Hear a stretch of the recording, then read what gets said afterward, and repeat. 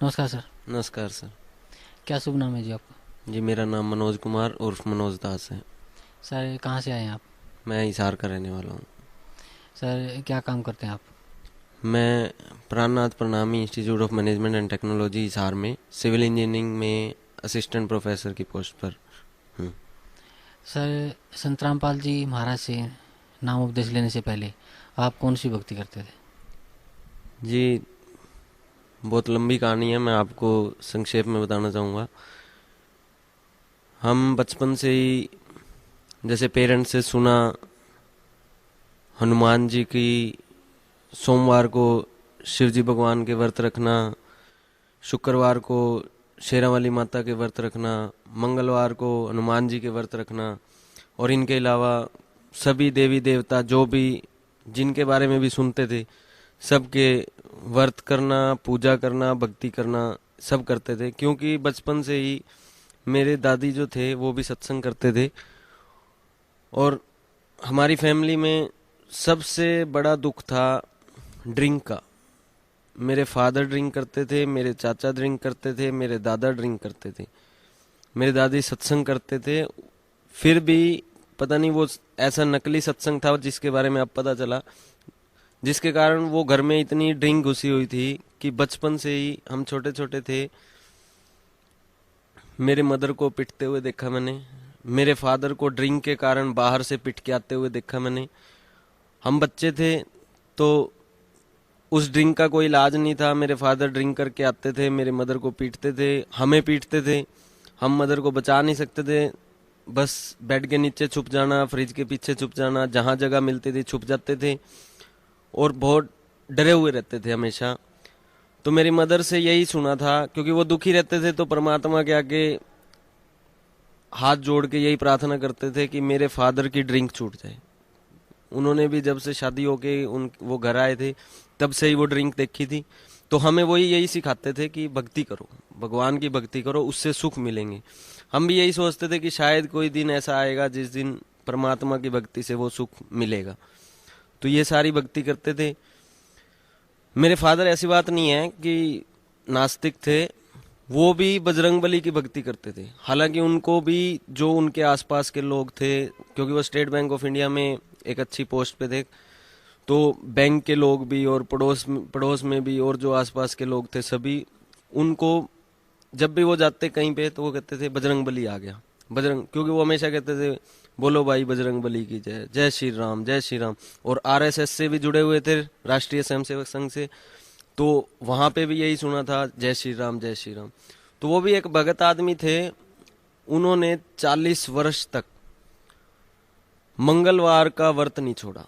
हर वर्ष वैसाखी पे हरिद्वार जाते थे, वहां से अपना गंजे होके आते थे। हर वर्ष वैष्णो देवी जाते थे, हमें भी लेके गए वैष्णो देवी, हमेशा लेके जाते थे। 1 साल बाद या 2 साल बाद वैष्णो देवी लेके जाते थे, वैसाखी पे हरिद्वार लेके जाते थे।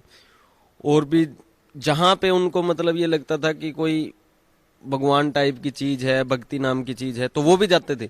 लेकिन ड्रिंक जो थी उसके कारण उन्होंने घर को बर्बाद कर रखा था, खुद को बर्बाद कर रखा था, हमें बर्बाद कर रखा था। तो उस डर से, ड्रिंक के डर से भक्ति में हम भी लीन थे। तो उसके बाद 1994 की बात है, हमारे एक पड़ोस से एक अंकल थे, वो राधा स्वामी डेरा ब्यास से नाम लिया हुआ था उन्होंने।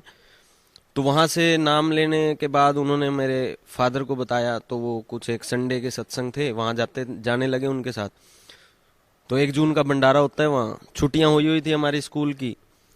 तो मेरे फादर को कहा चलो, तो मेरे फादर हम सबको लेके राधा स्वामी ब्यास डेरा ब्यास चले गए। तो नाम की पर्ची भी मिल गई उन्हें, नाम भी मिल गया उन्हें। वहां पे ये रूल थे कि ड्रिंक नहीं करनी, बीड़ी सिगरेट वगैरह नहीं पीना, जैसा वो बताते थे नाम देने से पहले। तो हमने भी सुना था, उन अंकल से सुना था। तो नाम जब मेरे फादर ने ले लिया, मेरे मदर ने भी ले लिया, तो बड़ी खुशी हुई। हमने राधा स्वामी डेरा ब्यास में जो बाबा जी थे उनके बड़े शुक्रगुजार हुए हम कि मेरे फादर की ड्रिंक छूट गई, और छोड़ भी दी उन्होंने। 20 दिन हमारे बड़ी खुशी से निकले। डेली शाम जब हो जाती थी, जब मेरे फादर सूफी घर आ जाते थे विदाउट ड्रिंक, तो रोज हम राधा स्वामी के आगे हाथ जोड़ के, बाबा जी के आगे बड़े खुश होते थे कि ये परमात्मा बड़ी दया हुई। 20वें दिन हमारा वो सपना भी टूट गया। मेरे फादर फिर से ड्रिंक करके आए, हालांकि थोड़ी लिमिट में करके आए, कम थी, जिससे कि हमें अंदाजा हुआ लेकिन पक्का नहीं हुआ, कंफर्म नहीं हुआ। 21वें दिन तो वो फिर से उसी स्टेट में आ चुके थे जिसमें राधा स्वामी डेरा ब्यास जाने से पहले थे। हमारा एक सपना दोबारा से वो टूट गया, फिर वो दुख के दिन फिर से स्टार्ट हो गए। लेकिन ठीक है, परमात्मा से जुड़े हुए थे, वो शायद पिछली भक्ति थी जिसके कारण परमात्मा के आगे फिर भी हम डेली हाथ जोड़ते थे कि परमात्मा जैसे भी हो दया करना। वो चलता रहा, ड्रिंक करते रहे। बच्चे थे 94 94 में, तो बहुत छोटी उम्र थी, लेकिन दुख देखे हुए थे, इसलिए शायद वो उम्र भी थोड़ी सी बड़ी हो गई थी, परमात्मा की तरफ भी ध्यान हो गया था। 97 या 98 की बात है, तब मैं शायद 7th या 8th क्लास में था। हिसार में आसाराम जी बापू का सत्संग हुआ, पुलिस लाइन एरिया में। फर्स्ट टाइम आए थे आसाराम जी बापू। उनका सत्संग सुना, बड़ा अच्छा लगा। बड़ी मधुर धुन में वो जो गाते थे, हरि ओम ओम ओम हरि ओम, इस टाइप से बड़े अच्छे अच्छी उनकी धुनें थी। उसको सुन के मेरे अंदर, और नाम का, क्योंकि राधा स्वामी ब्यास से सुना ही हुआ था, बड़ी अच्छी महिमा सुनी हुई थी नामदान की, लेकिन हमें वहां से नहीं मिल सकता था क्योंकि बच्चे थे, और वहां 26 ईयर्स की एज के बाद ही मिलता है। तो वहां शाम को जब उनका सत्संग हुआ, उसके बाद वहां अनाउंसमेंट हुई कि कल मॉर्निंग में 6:30 बजे बच्चों को सरस्वती मंत्र दिया जाएगा, नामदान दिया जाएगा बच्चों का। तो मुझे बड़ा लालसा हुई, बड़ी खुशी हुई कि नामदान मिलेगा। मैं सुबह सुबह, तब तो बड़ी छोटी उम्र थी, सुबह सुबह पहुंच गया वहां 6:30 बजे। वहां पहुंचा तो एक बहुत बड़ा टेंट लगा हुआ था। टेंट के बाहर मैंने पूछा भाई कहाँ है एंट्री, तो एक लास्ट में पीछे जाके एक एंट्री थी। उस एंट्री से मैं जाने लगा तो वहाँ एक सेवादार खड़ा था उनका। बोले हाँ जी। तो मैंने कहा जी सरस्वती मंत्र के लिए आया हूँ, सरस्वती मंत्र लेना है। बोले एक काम करो, उधर पंडाल है, वहाँ एक थोड़ी दुकानों के पंडाल लगे हुए थे। बोले उधर पंडाल में जाके एक सामान मिल रहा है, वो सामान लेके आ जाओ। तो मैं भागा भागा गया वहाँ सामान लेने के लिए। तो वहाँ सामान लेने पहुंचा तो वहाँ उन्होंने, जो दुकानदार थे, उन्होंने बताया भाई 150 रुपए का सामान है। बच्चे थे, 7th 8th में थे, घर से मुश्किल से 1 रुपया भी कभी मिला तो 6 महीने में 1 रुपया मिल जाता था। 150 रुपए का कहाँ से जुगाड़ होता। मन मसोस के घर वापस आ गया। वहां से एक आशा टूट गई नामदान मिलने की। चलते रहे, जैसे भी था भगवान की भक्ति जैसी भी थी करते रहे। 2003 में उस ड्रिंक के कारण मेरे फादर को स्टेट बैंक ऑफ इंडिया की सर्विसेज से रिमूव कर दिया गया। मतलब आप सोच सकते हो कि एक गवर्नमेंट जॉब से एक गवर्नमेंट एम्प्लॉय को निकालना कितना मुश्किल है। तो वो इतनी ड्रिंक करते थे कि उन्हें उस जॉब से भी निकाल दिया गया। एक सेकंड फेज हमारे दुखों का स्टार्ट हुआ। घर में, मैं बीटेक में एडमिशन ले चुका था, घर में खाने के लाले हो गए।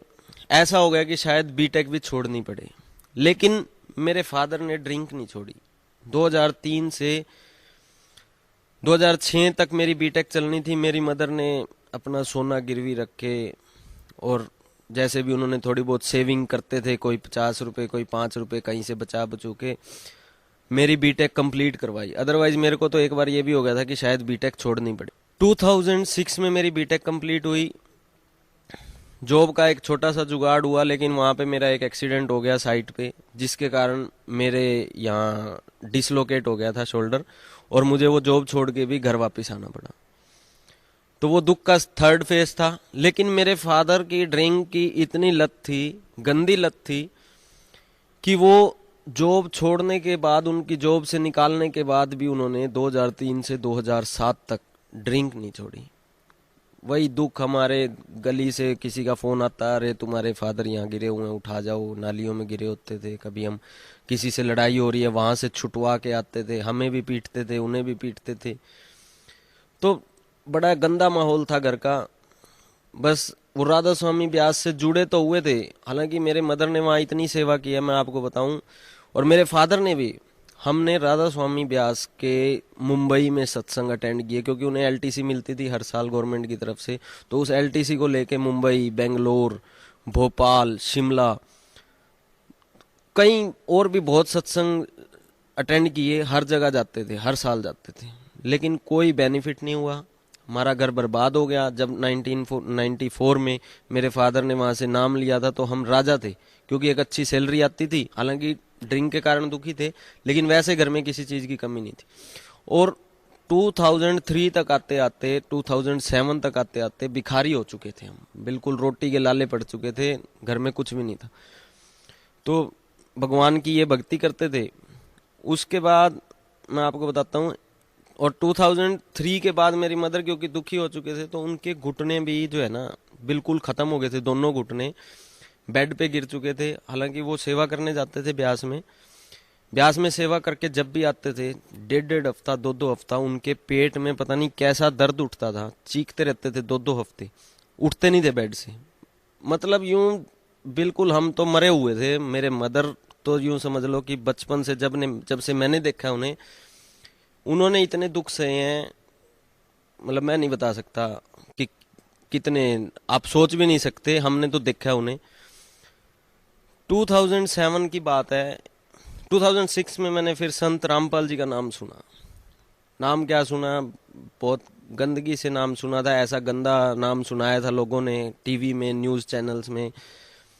करोंथा कांड हुआ था। संत रामपाल जी, अब फेस से भी संत रामपाल जी इतने सिंपल हैं, एक जाट की लुक है, तो ऐसे लगा जैसे उसमें उन्होंने सुनाया कि ऐसे ऐसे संत, ऐसे रामपाल जी हैं, करोंथा में हैं, उन्होंने ऐसे जमीन कब्जा रखी है, वहां पे ऐसे लेडीज को पानी नहीं पीने देते, और भी बहुत न्यूज में बहुत गलत गलत आया, और संत रामपाल जी को जेल में डाल दिया।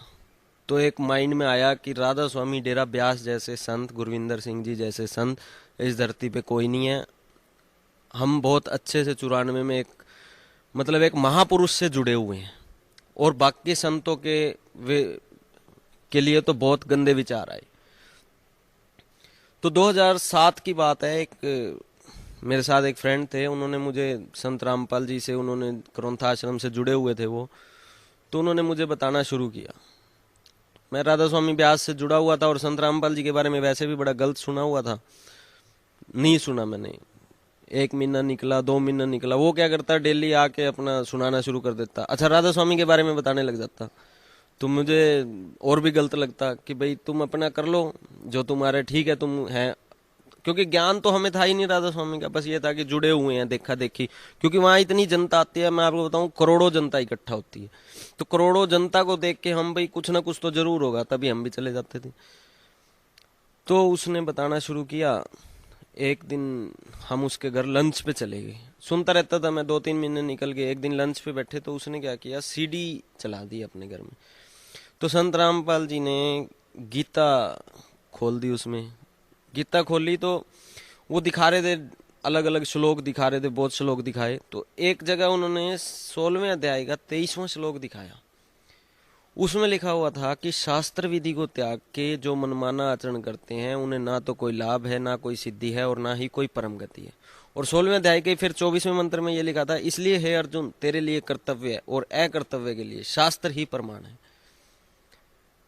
तो ये चीज देख के, और फिर उसमें 2-3 चीज और भी दिखाई। हम जैसे 1 घंटा लंच करा, हमने बैठे रहे तो सुनता रहा मैं भी। काफी वेद भी, 1-2 वेद भी खोल के दिखाई। तो ये चीज देख के मेरे को ये लगा कि ये संत बातें तो बहुत बढ़िया कर रहा है, क्रोंथा कांड सुना है तो कुछ और सुना है। अच्छा, फिर मैंने उससे थोड़ा सा वैसे ही पूछ लिया, मैं भाई ये ऐसी ऐसी बातें हैं, और फिर ये क्रोंथा कांड। तो फिर उसने मेरे को बताया कि सत्यार्थ प्रकाश जो है बहुत घटिया किताब है, उसके अंदर ऐसे ऐसे गलत लिखा हुआ है। और महर्षि दयानंद सरस्वती, जिसको दुनिया महर्षि के नाम से जानती है, उसने तो बहुत गलत लिखा हुआ है। और संत रामपाल जी जैसे ये गीता और वेद दिखा रहे हैं, ऐसे ही सत्यार्थ प्रकाश खोल के दिखाते थे। और आर्य समाजियों ने, और भूपेंद्र सिंह हुड्डा मुख्यमंत्री हरियाणा, जो कि खुद आर्य समाजी हैं, इन सब ने मिल के एक षड्यंत्र रचा, जिसके तहत संत रामपाल जी को जेल में, रोहतक जेल में डाल दिया। मुझे विश्वास नहीं हुआ, क्योंकि हम आर्य हाई स्कूल में भी पढ़े हुए हैं। बचपन से जो हमारा घर है उसकी पिछली साइड ही एक आर्य हाई स्कूल है, वहाँ डेली मॉर्निंग में हवन होता है। मंत्रों से बहुत माइक लगा के मंत्र चलाए जाते हैं, और हमारे पड़ोसी हैं वो अध्यक्ष हैं आर्य समाज के हिसार के, तो वो करते रहते हैं, भंडारे करते रहते हैं और सत्संग हवन करवाते रहते हैं। तो मुझे विश्वास नहीं हुआ सत्यार्थ प्रकाश की उनकी बातों पे। और मेरी सिस्टर हैं वो संस्कृत से पीएचडी हैं, तो उनके एक कॉलेज से भी उन्हें ना एक सत्यार्थ प्रकाश गिफ्ट में मिली हुई थी, प्राइज मिली थी शायद। तो मैंने घर जाके मैंने उससे पूछा, भाई अच्छा ये बता सत्यार्थ प्रकाश में, तो उसने मेरे को लिख के दे दिया, बोला ये चेक कर लेना, ये चेक कर लेना, ये चेक कर लेना। तो घर जाके मैंने वो सत्यार्थ प्रकाश खुद अपने मंदिर में जो रखी हुई थी उसे चेक किया, और जब उसमें चेक किया तो वो एज इट इज वो गंदगी मुझे मिली जो उसने मुझे बताई थी, जो संत रामपाल जी प्रोजेक्टर्स पे और सत्संग में अपने बताते थे। इतना जब देख लिया तो उसके बाद मुझे लगा कि चलो वो तो ठीक है, सत्यार्थ प्रकाश ठीक है, साइड में रखो। मुझे ये लग रहा था कि जो ये गीता में और वेदों में दिखा रहे हैं ये संत रामपाल जी, बाहर का कवर तो गीता प्रेस गोरखपुर का दिखा रहे हैं, और अंदर जो है संत रामपाल जी ने अपना ज्ञान डाल दिया। तो मैं वहाँ हमारे अर्बन स्टेट हिसार में ही एक गीता प्रेस गोरखपुर वालों की बुक्स की शॉप है, वहाँ से गीता खरीद के लाया।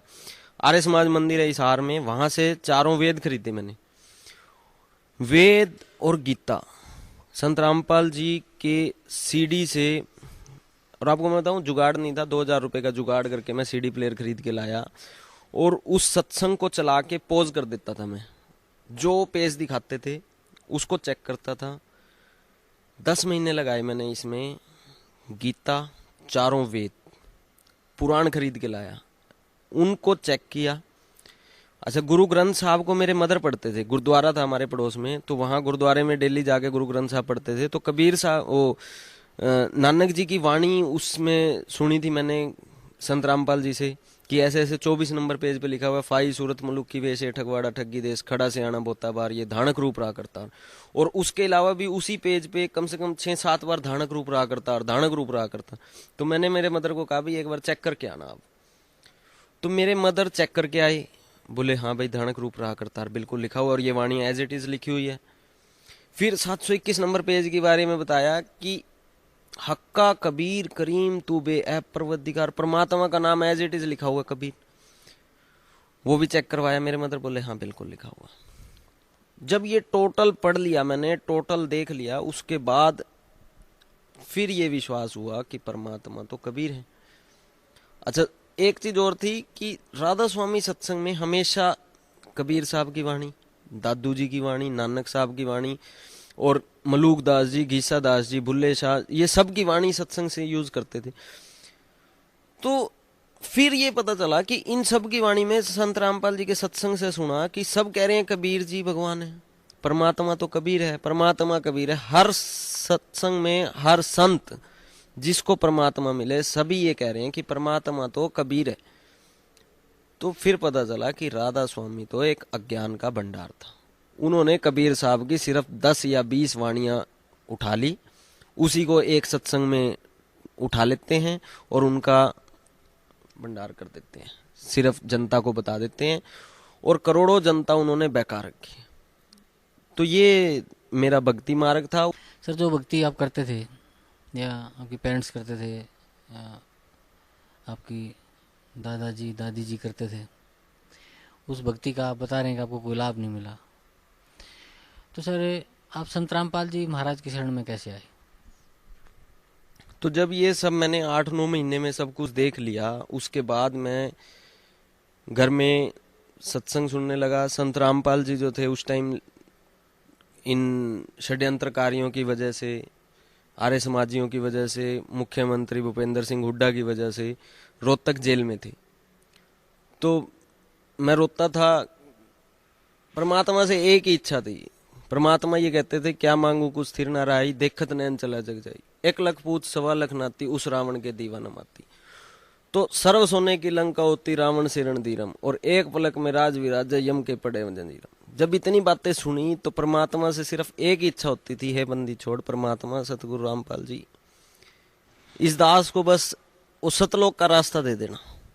सतलोक के अलावा कुछ नहीं चाहिए। परमात्मा जितने भी दुख हैं, चाहे हाथ कट जाए, पैर कट जाए, जब परमात्मा से उन भक्तों के बारे में सुना जिन्होंने भक्ति की और परमात्मा के लिए दुख सहे और उसके बाद परमात्मा मिले, तो परमात्मा से एक इच्छा होती थी, ये बंदी छोड़, बस सतलोक का रास्ता दे देना, चाहे पैर कट जाएं, हाथ कट जाएं, लंगड़े पड़े रहें, परमात्मा बस सतलोक ले चलना, कुछ नहीं चाहिए इस धरती पे। लेकिन परमात्मा की एक और वाणी आती थी, सत्संग में आता था, गुरु जी सत्संग में बताते थे कि आज वो टाइम है, वो संत इस धरती पे है, वो ज्ञान इस धरती पे है और वो नाम इस धरती पे है जिसके लिए सभी साधु सभी संत भटकते रहे लेकिन परमात्मा नहीं मिला। तो मुझे ये दुख होता था कि ये परमात्मा ज्ञान भी पता चल गया, पूर्ण संत के बारे में भी पता चल गया, लेकिन वो नाम नहीं मिल सकता। क्योंकि जब भक्तों से मिलता था, जब औरों से मिलता था, तो वो सब और दुनिया सब ये कहते थे कि भूपेंद्र सिंह हुड्डा की जब तक सरकार है तब तक संत रामपाल जी को वो बाहर नहीं आने देगा। तो ये होता था कि ये परमात्मा, आप परमात्मा हो और भूपेंद्र सिंह हुड्डा क्या चीज है, सरकार क्या चीज है, तो आप बाहर आ सकते हो परमात्मा, मुझे नाम दो, आपका बच्चा, बस आपके चरण चाहिए और कुछ नहीं चाहिए। रोता था, डेली जाता था बाइक पे कहीं इधर उधर, कभी भी कहीं पे भी जाता था, परमात्मा का सत्संग दिमाग में घूमता रहता था। सिर्फ एक ही ललक थी, परमात्मा नामदान मिले, नामदान मिले, नामदान मिले, रोता रहता था। एक दिन रात को मैं आपको बताता हूँ, तब तक गुरुजी आए भी नहीं थे, रोहतक जेल में ही थे। मेरे घर, मेरे रूम में, मेरा अलग रूम बना लिया था मैंने, क्योंकि मैं सिर्फ सत्संग ही सुनता रहता था, टीवी वगैरह सब देखना छोड़ दिया था। मेरे घर वाले भी हालांकि ये कहने लग गए थे कि तू पागल हो जाएगा। मैंने कहा था कि परमात्मा मिल जाए मैं तो पागल भी हो जाऊंगा, कोई दिक्कत नहीं है। तो वहाँ मेरे रूम में आए, मुझे गुरुजी मिले। वहाँ गुरुजी आए, मेरे से 5 मिनट बात की। मैंने गुरुजी से कहा, मैं गुरुजी ऐसे ऐसे, आप कब आओगे, कैसे मिलोगे? तो परमात्मा ने मुझे आश्वासन दिया, बेटा जल्दी आऊँगा और तुझे नामदान दूंगा बहुत जल्दी, और तू चिंता मत कर, तेरे साथ रहूंगा और ऐसे ऐसे सुख दूंगा तू सोच नहीं सकता। उस दिन मुझे विश्वास हो गया कि, क्योंकि उसमें सत्संग में मैंने ये भी सुना था कि संत वचन पलटे नहीं, पलट जावे ब्रह्मांड। तो ये विश्वास हो गया कि बहुत जल्दी ही गुरुजी मिलेंगे। तो 30 अप्रैल 2008 को संत रामपाल जी से मैंने नाम लिया। संत रामपाल जी उस दिन रोहतक जेल से दौलतपुर रोड पे बरवाला आश्रम में आए थे, और मुझे जैसे भी पता चला, मेरे एक दोस्त ने, हालांकि किसी को बताना नहीं था, जो उन्होंने नामदान नहीं लिया हुआ था, मुझे पता चला, तो मैंने हिसार से, मैं आपको बताता हूँ, उस दिन वो 1 घंटे का रास्ता जो था मेरा पूरा नहीं हो रहा था। जितनी स्पीड हो सकी मैंने बाइक भगाई और आके संत रामपाल जी से उसी रात को, जिस दिन संत रामपाल जी आश्रम में आए थे, नामदान लिया। और गुरु जी की बहुत दया हुई, नामदान भी मिला, और उसके बाद तो सुख ही सुख हैं। आज 6 साल हो गए मेरे को, 5 साल हो गए नामदान लिए हुए, सुख ही सुख हैं। इतने सुख हैं कि कैमरामैन कैमरा पकड़े पकड़े थक जाएंगे, आप ये माइक पकड़े पकड़े थक जाओगे। वो सुखों को मैं नहीं गिनवा सकता। डेली ऐसे सुख हो रहे हैं, क्या बताऊं मैं आपको। फिर भी सर, हमारे दर्शकों की ये विलासा होती है, जिज्ञासा भी रहती है कि संत रामपाल जी महाराज से नाम उपदेश लेने वाले भक्तों को बहुत से लाभ होते हैं। तो हम भी चाहेंगे कि हमारे दर्शकों को इस बात की जानकारी दें आप कि संत रामपाल जी महाराज से नाम उपदेश लेने के बाद आपको क्या क्या लाभ हुए। सबसे पहला सुख तो जो मैं आपको बताता हूँ, बचपन से जो हमने देखा था मेरे फादर को ड्रिंक करते हुए, मैंने परमात्मा से कभी नहीं मांगा कि मेरे को कोई सुख चाहिए। लेकिन गुरुजी कहते हैं, बेटा, सत्संग में कहते हैं कि ये असली बाप है, असली पिता है, और पिता को ये पता होता है कि बच्चा कब भूखा है, कब इसको ठंड लगनी है, इसको रजाई चाहिए, कब इसको ठंड लगेगी, स्वेटर चाहिए, कब इसने दूध पीना है। तो इस परमात्मा को वो पता है कि हम बच्चों को कब क्या चाहिए। मैंने घर में सीडी चलाई थी, सत्संग चलाया था। मेरे फादर, वो दिन है, आज का दिन है, आज 5 साल हो चुके, 6 साल ड्रिंक छोड़ दी। सबसे पहला सुख था। दूसरा सुख था, मेरे मदर के घुटने खराब हो चुके थे, दोनों घुटने। हम उनको नैनीताल से दवाई, पता नहीं कहाँ कहाँ से दवाई दिलवाई थी। क्यों घुटने खराब हुए? 2.5-2.5 घंटे 3-3 घंटे मेरे मदर सुमरन करते थे। राधा स्वामी व्यास से बताया जाता है कि ऐसे ऐसे 2.5 घंटे आपने सुमरन करना है। तो वो रात को 3 बजे उठ जाते थे, सुबह 6-6 बजे तक, 7-7 बजे तक वो ओढ़ के और सुमरन करते रहते थे, चौकड़ी मार के, जिसके कारण उनके दोनों घुटने जाम हो गए। उन घुटनों के जाम होने से हम इतने परेशान थे, वो बेड पे पड़े रहते थे। उनको हम पता नहीं कहाँ कहाँ लेके गए, दो दो उठा के लेके जाते थे। आज मैं आपको बताता हूँ, मेरे मदर ने हालांकि शुरू में नाम नहीं लिया था, जब तक नाम नहीं लिया था तब तक वो फिर दुखी रहे। मेरे फादर की ड्रिंक छूट गई थी, सबसे बड़ा सुख हो चुका था, लेकिन क्योंकि वो नहीं जुड़े थे इसलिए उनके घुटने दर्द रहते थे। और मेरे मदर तो ये कहते थे कि एक गुरु बना लिया, दूसरा गुरु नहीं बनाना। ज्ञान भी सुन चुके थे, ज्ञान समझ भी आ गया था कि राधा स्वामी डेरा ब्यास वालों के पास कोई ज्ञान नहीं है, परमात्मा नहीं है। लेकिन क्योंकि वहां सत्संग ब्यास में ये बताया जाता है कि अपना गुरु नहीं बदलना, पति तो एक बार किया जाता है, वो इसलिए कि उनकी जो संगत है वो वहीं जुड़ी रहे, उनको छोड़ के ना जाए। तो मेरे मदर ने वहां से जुड़े रहे, मेरी उनके साथ बहस होती रही, कम से कम 9-10 महीने मेरी बहस चली उनके साथ। लेकिन परमात्मा की दया हुई, संत रामपाल जी की दया हुई, 10 या 11 महीने बाद उन्होंने संत रामपाल जी से नाम उपदेश ले लिया। और इस बात पे लिया था कि आपकी जो इच्छा हो, मैंने उन्हें गारंटी दिलाई थी, आपके जितने दुख दर्द हैं, एक दुख तो देख चुके थे, मेरे फादर की ड्रिंक छूट चुकी थी, तो मैंने ये गारंटी दी थी कि सिस्टर की मैरिज नहीं हो रही थी, क्योंकि ड्रिंक करते थे, फादर तो बदनाम थे, तो इसलिए सिस्टर की मैरिज भी नहीं हो रही थी। छोटा ब्रदर था, अच्छा सुडोल शरीर था, उसकी हेल्दी बॉडी थी, जिसके कारण वो भी जाट कॉलेज में बदमाशियां करता था, उसके पास कोई नौकरी का साधन नहीं था। परमात्मा ने मेरे पे तो दया करती थी, नौकरी भी हो चुकी थी मेरी।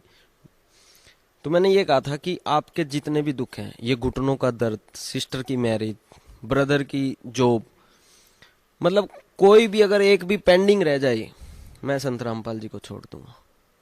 और टाइम नहीं मांगता मैं आपसे, मैंने उनको ये कहा था कि आपको हो सकता है 10 दिन भी ना लगे, ज्यादा से ज्यादा 2 महीने दे देना, सिर्फ 2 महीने दे देना। परमात्मा अगर आपको सुख ना दे, मैं आपके साथ राधा स्वामी डेरा ब्यास दोबारा चल पड़ूंगा। और परमात्मा ने बड़ी दया करी, मेरे मदर ने आके नाम लिया। नाम लेते ही विद इन 6 मंथ्स मेरी सिस्टर की मैरिज इतने बढ़िया ढंग से हुई, परमात्मा की इच्छा से। मैंने परमात्मा के नियमों पे चलते हुए, मेरे मदर तो नहीं मान रहे थे क्योंकि उन्हें इतना विश्वास नहीं हुआ था, हालांकि नाम उपदेश ले लिया था। जैसे परमात्मा बताते हैं उसी तरीके से उनकी मैरिज हुई, कोई दहेज नहीं दिया हमने। और सामने वाले जो मेरे जीजा जी और थे, उन्होंने भी कुछ नहीं मांगा, और आज वो इतने खुश हैं। गवर्नमेंट जॉब है उनकी दिल्ली में, मेरे सिस्टर की भी गवर्नमेंट जॉब लग गई है। तो सबसे पहली, दूसरी, मेरे मदर के घुटने 10 या 15 दिनों के अंदर, वो दवाई जो 6-7 साल से ले रहे थे उसने काम करना शुरू कर दिया। मेरे मदर को हम भाई उठा के लेके आते थे यहाँ पे, पकड़ के दोनों हाथों से। आज मेरे मदर खुद अपने पैरों पे चल के आते हैं, और तभी से, जब से नाम लिया 10 या 15 दिनों के बाद से ही खुद अपने पैरों पे।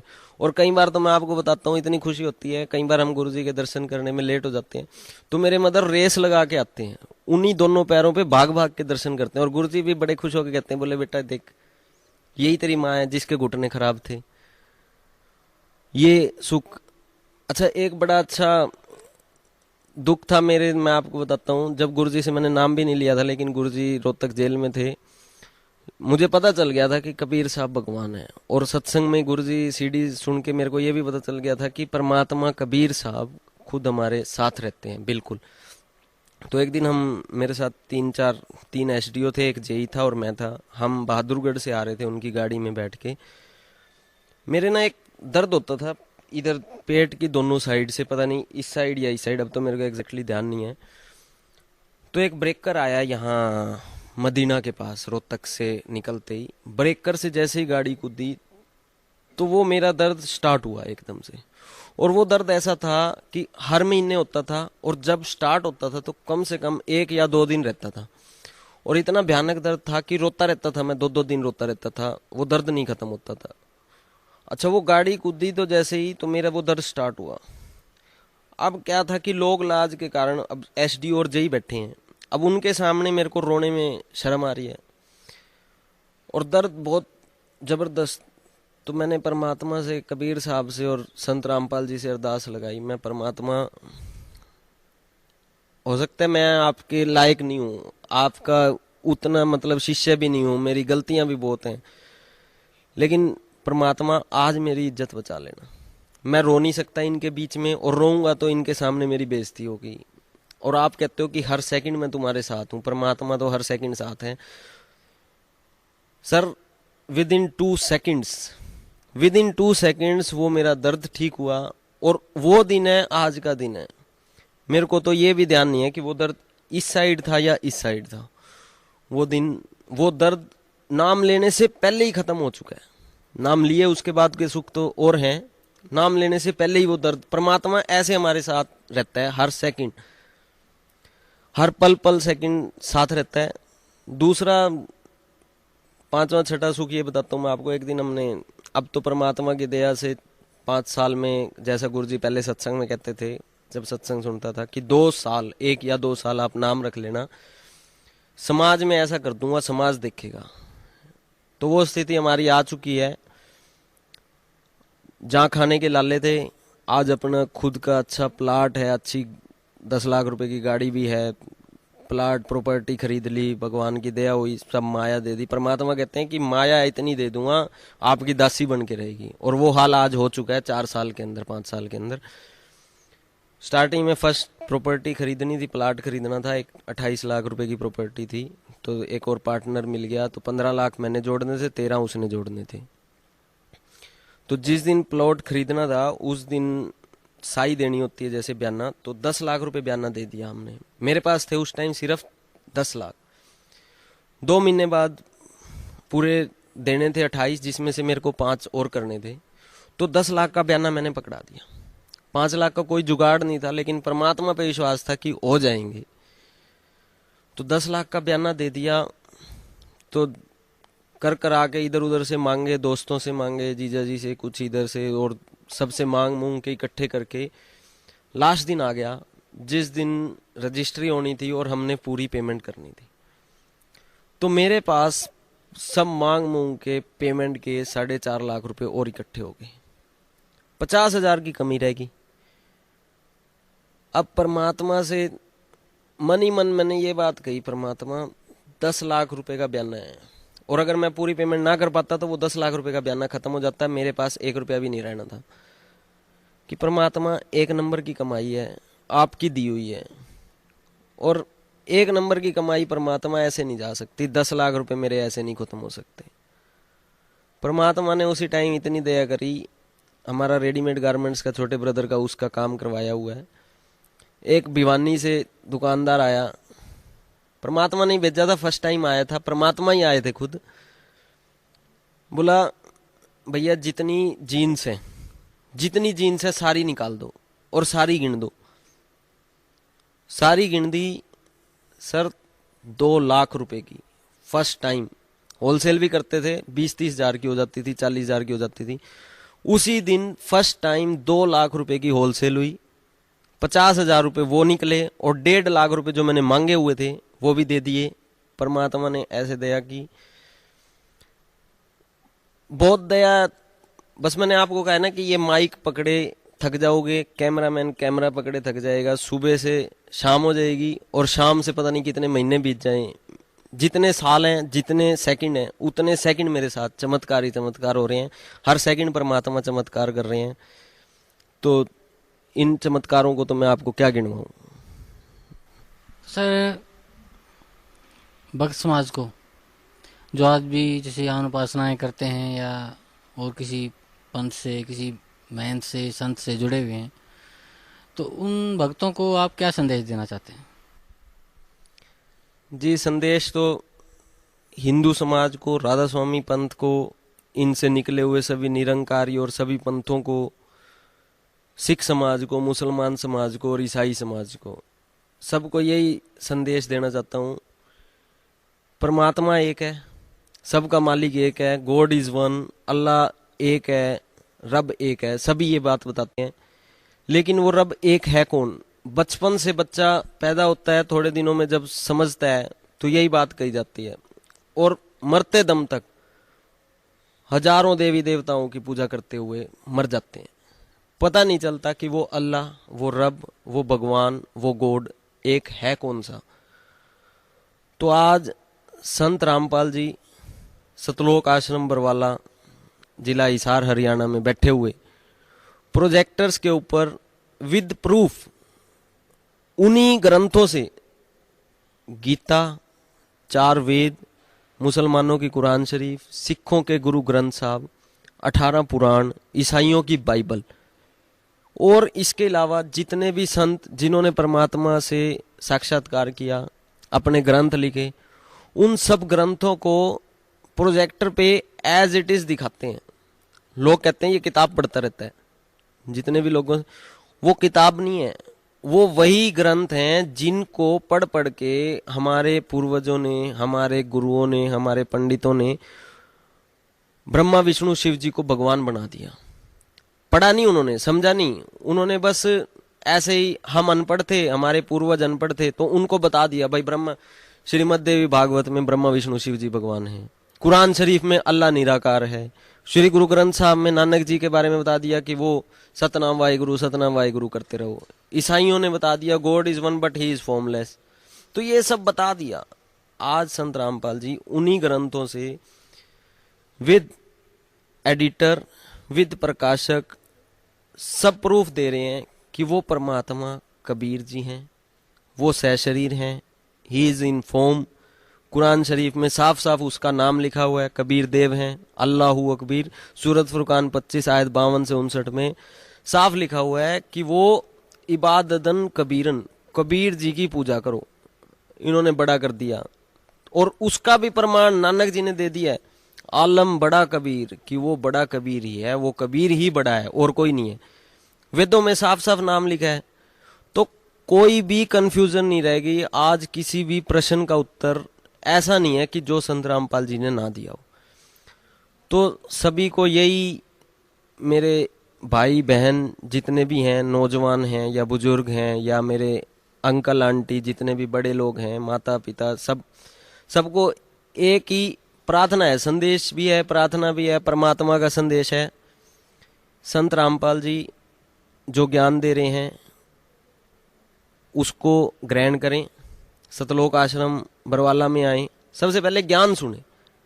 और मैं एक और गारंटी देता हूँ परमात्मा की तरफ से, मेरी तरफ से तो कुछ नहीं है, मैं तो एक मिट्टी हूँ, मिट्टी का जीव हूँ। जिस दिन परमात्मा जितने दिन चलाएंगे चलेगी ये मिट्टी, लेकिन परमात्मा की तरफ से, संत रामपाल जी की तरफ से इतनी गारंटी देता हूँ, कोई भी लाइलाज बीमारी हो, सब संत मना कर चुके हों, इस पूरे वर्ल्ड के, पूरे ब्रह्मांड के सब डॉक्टर मना कर चुके हों। कोई बीमारी हो, कोई दुख हो, कोई भूत हो, कोई जिन हो, संत रामपाल जी के चरणों में आके नाम उपदेश लो।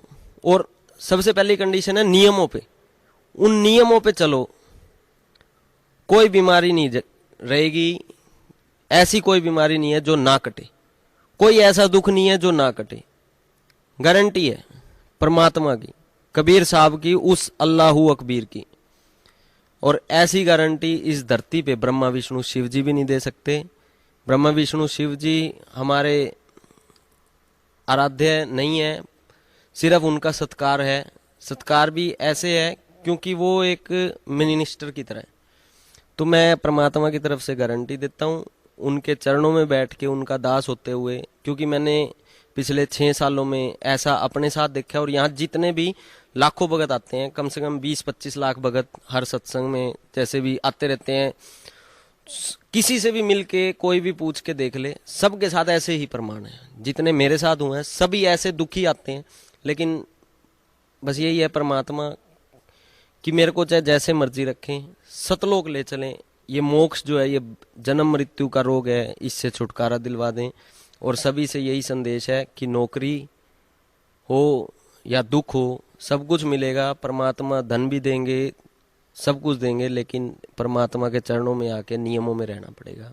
और यहीं आए, और इस धरती पे कुछ नहीं है, चाहे राधा स्वामी पंथ है, चाहे निरंकारी है, चाहे कृपालु मिशन है, चाहे विनोद वाले हैं, आसाराम बापू हैं, सबको मैंने देख लिया, पर्सनली देखा है मैंने, एज ए इंजीनियर देखा है, सबको छान रखा है। और मेरे साथ के और भाई बहन हैं यहाँ पे जो आते हैं, सब छान के आए हुए हैं, इसके अलावा कोई नहीं है। और गुरु जी ने तो, संत रामपाल जी ने तो आध्यात्मिक ज्ञान चर्चा के लिए सबको निमंत्रित किया हुआ है, और आज तक किसी ने जवाब नहीं दिया। क्यों नहीं जवाब दिया? क्योंकि उनके पास जवाब है ही नहीं, सब गलत है, छुप के बैठे हुए हैं। और इतनी भी गारंटी है, थोड़े दिन के अंदर ये छुप जाएंगे, निर्मल बाबा की तरह ये छोड़ के चले जाएंगे देश को, कोई नहीं दिखेगा यहाँ। चाहे ये सच्चा सौदा वाला है, चाहे राधा स्वामी, गुरविंदर सिंह जी तो अब अपना वो पंथ भी चेंज करने लग गई। और गुरविंदर सिंह जी को तो मैं आपको बताऊं, राधा स्वामी पंथ के गुरविंदर सिंह जी ने कब्जा कर रखा है मोहाली में। अभी जमीन का थोड़े दिन पहले ही आया था, मोहाली में जमीन कब्जा कर रखी थी। संत ऐसे होते हैं, जमीनें कब्जा करते हैं।